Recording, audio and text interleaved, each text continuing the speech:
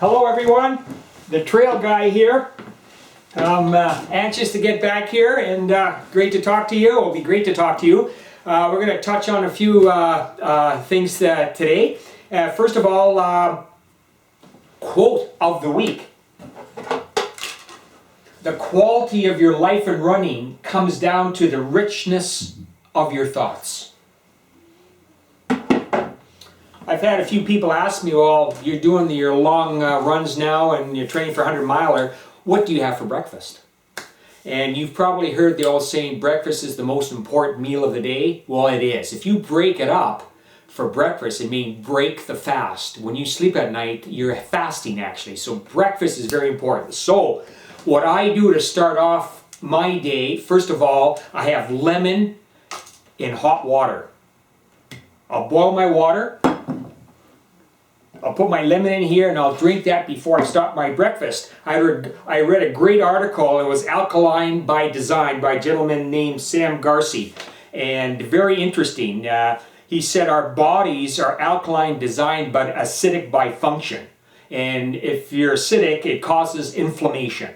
So it's about us returning to our natural environment of alkalining, and again, achieving, we want to eat well and be healthy. So I try to maintain a alkaline diet to ask you to contribute to no overload in the system.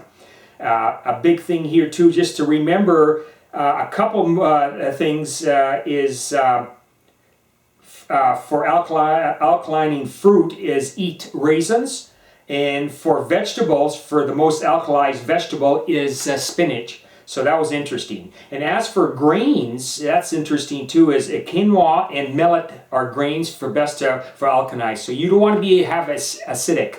So I've been using the lemon in hot water every morning and sometimes in the evening before I go to bed. But at night we become very acidic at night. That's why I have it in the morning. So that's the first thing I have. Now, the second, this is my secret breakfast. I'm going to show you exactly what I have. Get my bowl out here. I have my camwood flakes. I'll pour my camwood flakes in that bowl, take that out. Then what I do, I have my almond milk, unsweetened almond milk. I'll pour that in here, and roughly I have a cup, let me just do that here. I'll throw that in here. And what I do is actually I heat up, I like it warm, so I heat up my almond milk. Then I'll throw this onto the flakes, and two key ingredients that I put in is chia seed. It means strength. And the Tarahumara Indians that I mentioned on previous videos, this is what they live on, chia seeds. So I've put in a couple scoops of chia seeds. Let me just show you. I'll put in a couple nice healthy teaspoons, and then this is another secret, hemp hearts. Very good. This is a really good stuff, very natural. You sprinkle on this, well, it's salad, cereal, or yogurt, and it's just raw shelled hemp seeds, and very natural, and you get a lot of your omegas in here. So that's another, I'll put in another couple scoops here, another scoop here, one scoop here.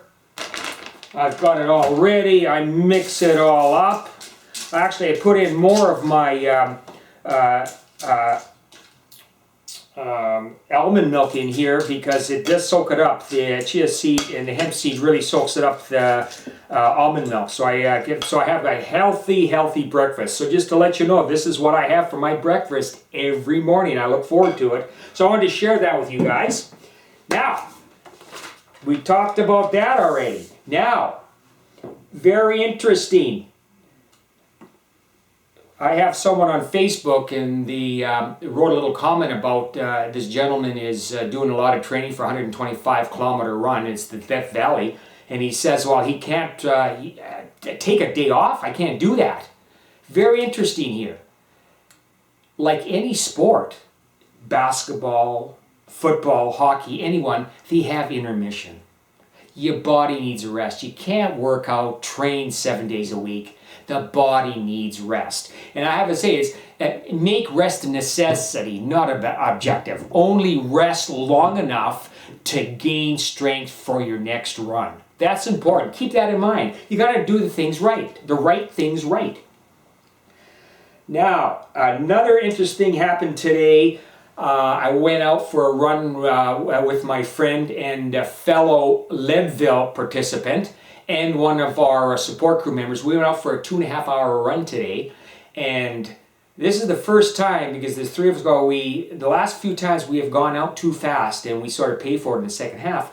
But I don't know what happened today, but we followed the sort of the formula we got from Born to Run. And in there they said how you start your run off is easy, light, and smooth. And then you become fast. And we did that today. We started out very easy and light, and we were smooth. And after about an hour and a half, when we were doing on our return trip after 2.5 hours, 3 of us had our strongest finish ever. So again, it proves the basics work. And again, take your time. Take your time. You got to be easy and comfortable and feel light. So I wanted to share that with you guys too, and that was interesting for that. Now another cool thing happened, and now it's about a month ago or something. I mentioned Adam Campbell. He's the top ultramarathoner in Canada. He went to run his first 100-miler, and it was Japan's first 100-miler in Mount Fuji. And get this, there was 2,000 ultramarathoners that participated. To me, that's mind-boggling. Adam came in second place, just under 20 hours. Just amazing. He's the one to watch world ride. Watch Adam. Now I'm going to share with you guys, I've got some trail tips, and I'm just going to read them off here so we can get it all in. First of all, don't care whether you're running 8-minute or 12-minute miles or even walking on trails. Just put one foot in front of the other and cover the distance planned for that day. And never aim for the end of the trail. Think and imagining only of a perfect form and breathing. Perfect calm. Number 3, the more you run on trails, the stronger your feet and ankles will become, and the faster you can hone your skills. Press on. And you gain muscular strength in muddy conditions. Number 5, if you think of an ultramarathoner as scary, but when you break it into pieces and stay in the moment, it's entirely doable. Press inward. Now, having a bad patch during your run, slow up on the pace, adjust your stride, and focus on breathing and arm swing. Don't push yourself. And number 7, do hills. It builds strength. It is leg strength that will keep you going for a long time, and that goes for marathoners or ultramarathoners. Hills are the key. Now, conditions. Adjust for changing conditions and mishaps you can't control. Don't focus on negatives. Modify your run to suit the specific situations. So that's about 7-8 tips I wanted to share with you, and I'll be doing that in future sessions. Now, another thing interesting happened today. I went for my coffee at Mocha House in Victoria at Cook Village, and they always have their blackboard with their quotes of the day. And this, as I thought, was a great one, so I want to share with this. And it's an advice from a tree. Advice from a tree. Stand tall and proud. Go out on the limb.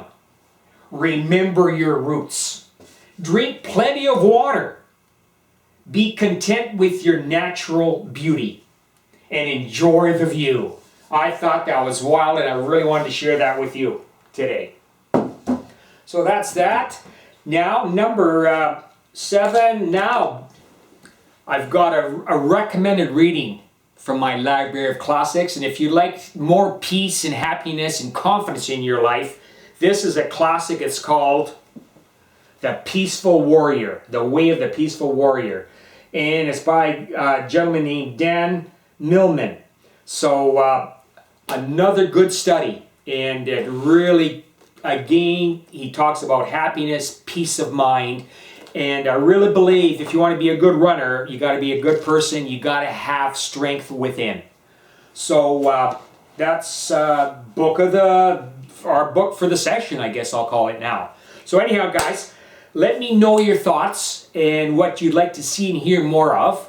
And always put questions and comments on my website, and would be really appreciated. So guys, it's been fun. Talk to you soon. The Trail Guy. Take care.